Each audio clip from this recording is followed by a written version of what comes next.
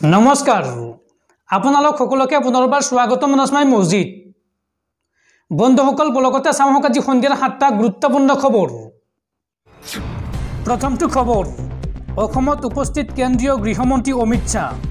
নিৰ্বাচনী প্ৰচাৰ চলাবলৈ অসমত আহি উপস্থিত হৈছে গৃহমন্ত্ৰী অমিত শাহ। বিমানবন্দৰত গৃহমন্ত্ৰী অমিত শাহক উষ্ম আদৰণি মুখ্যমন্ত্ৰী ডক্টৰ হিমন্ত বিশ্ব শৰ্মা আৰু ৰাজ্যিক বিজেপিৰ সভাপতি ভৱেশ কলিতাৰ।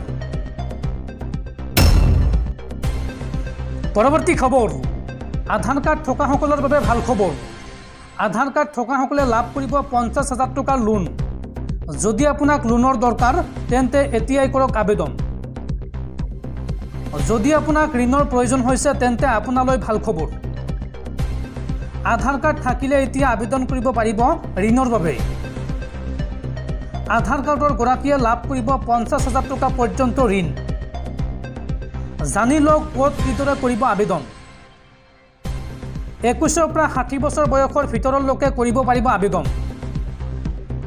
আৰু আবেদনকাৰীৰ চিভিল স্ক'ৰ থাকিব লাগিব 750ৰ ওপৰত। আৰু মাহিলী নিম্নতম 15,000 টকাৰ দৰমহা লাভ কৰাসকলে লাভ কৰিব এই ঋণ। আধাৰ কাৰ্ডৰ সৈতে সংযুক্ত হৈ থাকিব লাগিব আপোনাৰ ফোন নম্বৰ।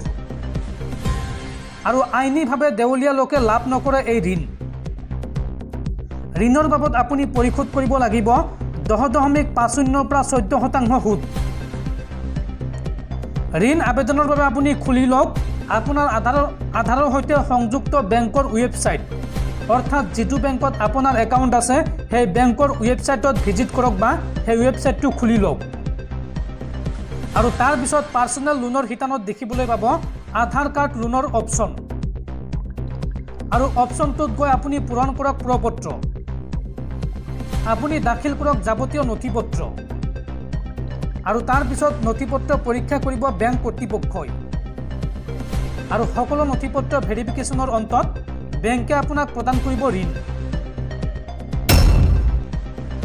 পৰৱৰ্তী খবৰ, দেশবাসীলৈ ভাল খবৰ। ভাৰতত এইবাৰ সাজু হৈ উঠিছে উৰন্ত গাড়ী।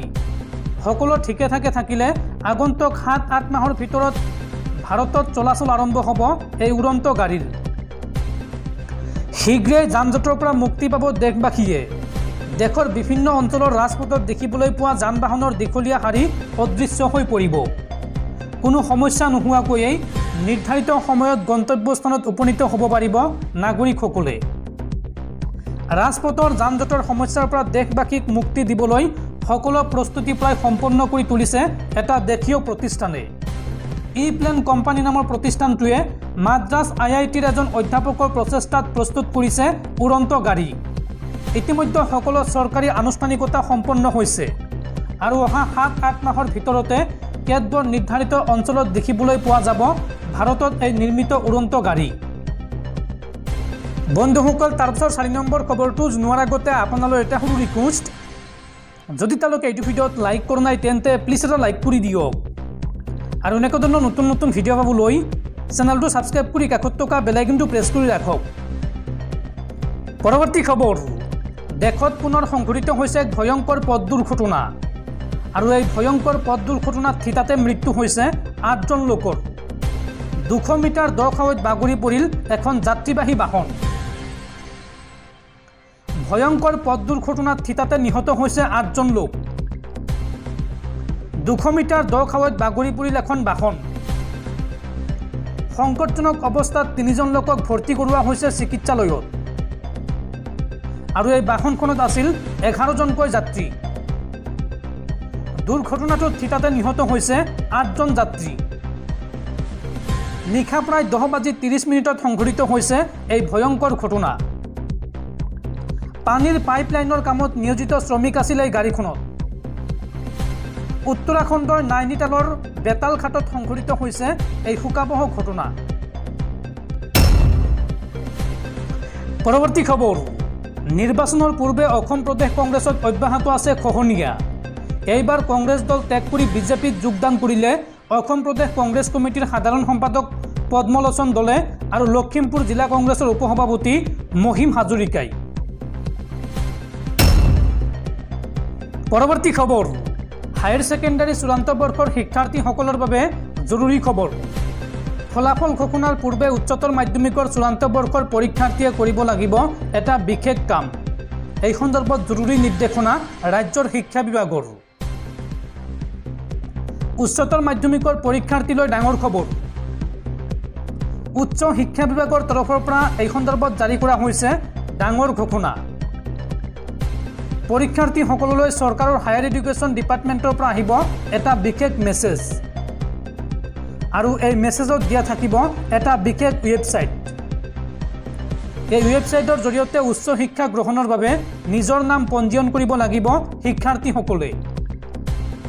হায়াৰ ছেকেণ্ডাৰী ফলাফল দিয়াৰ পূৰ্বেই ছাত্ৰ ছাত্ৰীসকলে নাম পঞ্জীয়ন কৰিব লাগিব। পঞ্জীয়নৰ সময়ত প্ৰয়োজনীয় তথ্যসমূহ আপলোড কৰিব লাগিব, যেনে আধাৰ কাৰ্ড, জাতিৰ প্ৰমাণপত্ৰ, বেংকৰ পাছবুক আৰু ইনকাম চাৰ্টিফিকেট। স্মাৰ্ট পৰ্টেলে শিক্ষাৰ্থীসকলৰ হায়াৰ ছেকেণ্ডাৰী ফাইনেল ইয়াৰৰ প্ৰমাণপত্ৰ ডিজি লকাৰৰ পৰা সংগ্ৰহ কৰি ল'ব। আৰু নামভৰ্তিৰ সময়ত সময় আৰু টকাৰ যাতে খৰচ নহয় তাৰ বাবে চৰকাৰে গ্ৰহণ কৰিছে এই ব্যৱস্থা। পৰৱৰ্তী খবৰ নিৰ্বাচনৰ পূৰ্বে এইবাৰ চীনক ৰঙা চকু প্ৰধানমন্ত্ৰী মোদীৰ। প্ৰধানমন্ত্ৰী মোদীয়ে অৰুণাচলক লৈ মন্তব্য কৰি কয় যে অৰুণাচল প্ৰদেশ ভাৰতৰ এক অবিচ্ছেদ্য অংগ আৰু সদায় ভাৰতৰ অংগ হৈ থাকিব। এই মন্তব্য প্ৰধানমন্ত্ৰী মোদীৰ। আসন্ন নিৰ্বাচনৰ পূৰ্বে চীনক তীব্ৰ প্ৰত্যুত্তৰ প্ৰধানমন্ত্ৰী নৰেন্দ্ৰ মোদীৰ। অৰুণাচল প্ৰদেশ সম্পৰ্কত চীনক সকিয়নি প্ৰদান প্ৰধানমন্ত্ৰীগৰাকীৰ। অৰুণাচল প্ৰদেশ ভাৰতৰ এক অবিচ্ছেদ্য অংগ আৰু সদায় ভাৰতৰ হৈ থাকিব। এই মন্তব্য প্ৰধানমন্ত্ৰী নৰেন্দ্ৰ মোদীৰ। আৰু লগতে মণিপুৰ প্ৰসংগত মন্তব্য কৰি কয় যে মণিপুৰ চৰকাৰৰ প্ৰচেষ্টাত ৰাজ্যখনৰ পৰিস্থিতি যথেষ্ট উন্নত হৈছে।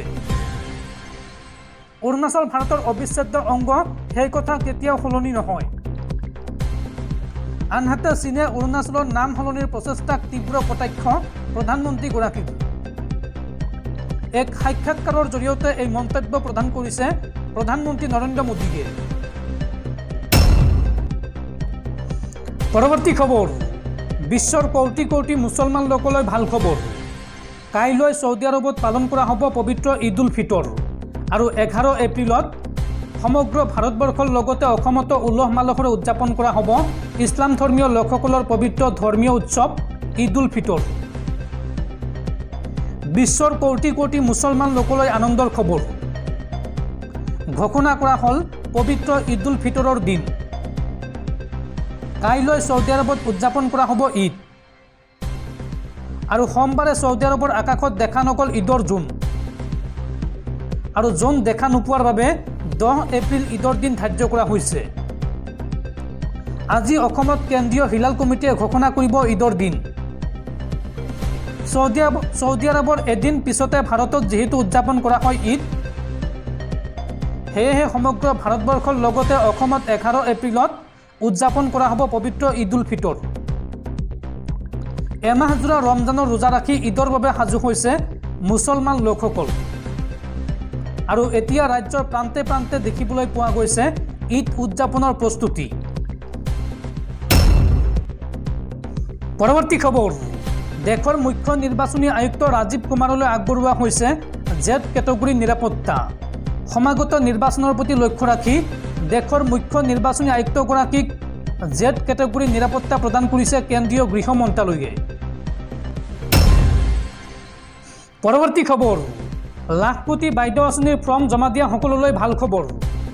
নিৰ্বাচনৰ পাছত আৰু আগষ্ট মাহৰ আগত পুতুংকে বেংক একাউণ্টত 10,000 টকা সোমাই যাব। এই মন্তব্য মুখ্যমন্ত্ৰী ডক্টৰ হিমন্ত বিশ্ব শৰ্মাৰ।